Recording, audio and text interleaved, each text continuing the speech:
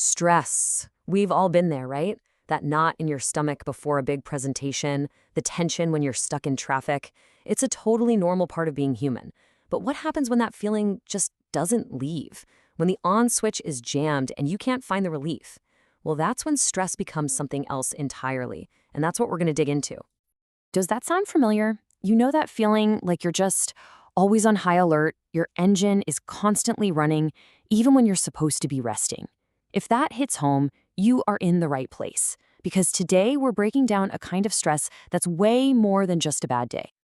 So, to really get this, you gotta know there are two different kinds of stress. First, you've got acute stress.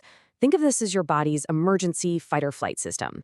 A car cuts you off, you swerve, your heart pounds, and then it's over. It's intense, but it's short-lived. But then there's chronic stress. And that's the one we're really talking about. It's the kind that sticks around, this relentless pressure that just grinds you down for weeks, months, or even years. Okay, so what is actually going on inside your body when that stress switch feels like it's stuck? Let's pop the hood and take a look at the mechanics of this constant blaring alarm. So, here's the official definition. Chronic stress is a prolonged and constant feeling of being under pressure. And the key part of that sentence is negatively affect. This isn't just in your head. It has very real, very physical consequences for your health and honestly, just your ability to get through the day. Your normal stress response is actually a pretty brilliant piece of engineering. It's like a smoke detector. It senses danger and releases hormones like adrenaline and cortisol to get you ready to act. But with chronic stress, imagine that smoke detector just blaring all day, every day, even when there's no smoke, no fire. Your body's just constantly flooded with these alert hormones, and it never gets that all-clear signal to relax. And because that alarm is always ringing in the background, your body starts sending out some serious warning signs. They can be pretty subtle at first, but they can pop up all over the place. Let's talk about what those signs actually look like. Man, the effects are really all over the map. You might feel it mentally, being super irritable all the time, or having that constant brain fog where you can't focus. And physically, it can show up as being tired all the time, constant headaches, stomach problems, or even catching every single cold that goes around. The big takeaway here is that these aren't just random things happening to you, they're warning lights on your body's dashboard. So where on earth does all this relentless pressure come from?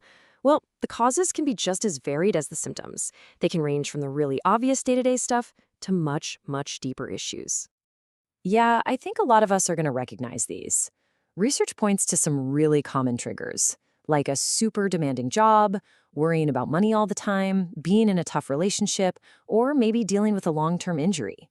These are the kinds of struggles that don't just go away, and they keep that internal alarm blaring. But sometimes, the roots of this stuff go back a lot farther, like way, way back to when we were kids.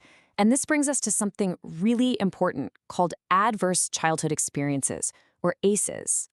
Basically, these are traumatic things that happen in childhood that can completely change how a person's body responds to stress for the rest of their life. And the scale of this, it's just staggering. According to the CDC, 1 in 6 adults, 1 in 6, experienced 4 or more of these traumatic events as a child. Just think about that for a second.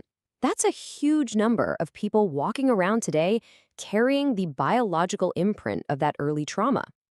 So what are we talking about when we say ACEs? Well, it's things like experiencing any form of abuse, living in a home where there was substance abuse or serious mental illness, or maybe going through a difficult parental divorce or having a family member go to prison. What happens is these experiences can essentially rewire a kid's brain to be in a permanent state of high alert. And beyond our personal histories, the society we live in plays a huge role. This chart from some survey data is really eye-opening. It shows that chronic stress isn't handed out equally.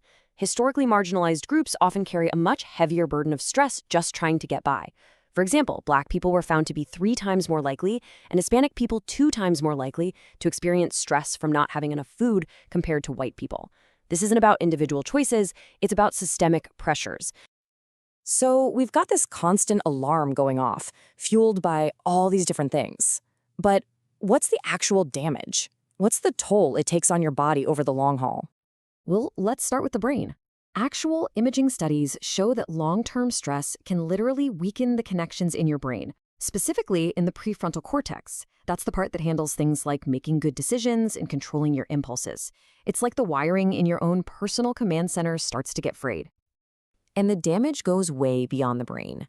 That constant pressure on your cardiovascular system can lead straight to heart disease. Your immune system gets worn down, which is why you might feel like you're always sick. And of course, it's a huge factor in mental health conditions like depression and anxiety. The toll is absolutely real, and it is serious. Okay, I know that was a lot, and it would be really easy to feel kind of hopeless right now. But listen, this next part is maybe the most important part of this whole thing, because you are not powerless here. There are real concrete things you can do to turn down that alarm and get your well-being back on track. You know, the first step is often the hardest one, and that's just breaking the silence. Check this out. The American Psychological Association says that about 3 out of 5 adults don't talk about their stress, mostly because they feel like they're being a burden. But hiding it just lets that pressure build up. Just acknowledging it is the first real step to taking back control. And you should know there is some really powerful professional help out there. Therapies like CBT, cognitive behavioral therapy, are incredibly effective. It's all about helping you spot and then change the thought patterns and behaviors that are fueling the stress. And in some cases, a doctor might prescribe medications that can help you manage the symptoms while you work on building your coping skills. And the really good news? There's a ton you can start doing for yourself, like right now. First, get to know your personal stress signs. What does it feel like for you? Then reach out, talk to people you trust. Make exercise a non-negotiable. It is such a powerful antidote. Give mindfulness or meditation a try, even for just a few minutes a day. And seriously, do not underestimate the power of a solid sleep routine. These are your tools. And please, remember this one crucial thing. You don't have to do this alone. Trying all these strategies is amazing, but if you're still feeling buried, reaching out to a doctor isn't a sign of failure. It's a sign of strength. It's you taking charge of your own health. So as we finish up, let's go back to that smoke detector analogy. What's one thing, just one small, manageable thing, that you can do this week to start turning down your alarm? Because taking back control really does start with that very first step.